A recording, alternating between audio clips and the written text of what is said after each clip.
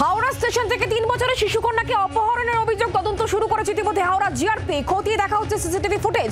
বিভিন্ন জায়গায় তল্লাশি চালাচ্ছে 5টি বিশেষ টিম। এক মহিলাকে ঘটনার সঙ্গে যুক্ত বলে এখনো পর্যন্ত সন্দেহ করা হচ্ছে। ওই শিশু এবং তার মা ও দিদির সঙ্গে হাওড়া স্টেশনে এসেছিল।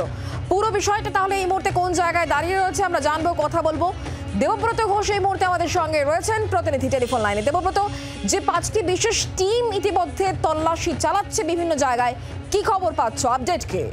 দেখো, মূলত সিসিটিভির ফুটেজ ধরেই এই তদন্তের কিনারা করতে চাইছে পুলিশ এবং বেশ কিছু ক্লু পাওয়া গেছে, যদিও তদন্তের সাথে হাওড়া জিআরপির আধিকারিকরা সেটা জানাচ্ছেন না। 5টি টিম বিভিন্ন জায়গায় তারা তল্লাশি চালাচ্ছেন। তবে এই ঘটনাতে যেটা মনে করা হচ্ছে যে একজন মহিলার ভূমিকা রয়েছে, যে মহিলা ওই শিশুটিকে নিয়ে গেছে বলে স্টেশন থেকে জানা গিয়েছে এবং অপহরণের মামলা ইতিমধ্যে শুরু হয়েছে। স্টেশন থেকে বেরিয়ে বাসে উঠে ওই শিশুকে নিয়ে যাওয়া হয়েছে, এমনটাই প্রাথমিকভাবে জানা যাচ্ছে। তবে কে বা কারা এই চক্রের সাথে জড়িত সেটা এখনো পর্যন্ত পরিষ্কার নয়।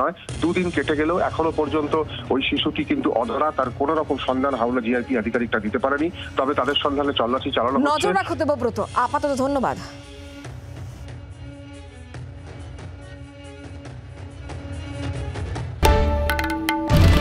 বাংলার আওয়াজ, বাঙালির আবেগ, জি 24 ঘন্টা।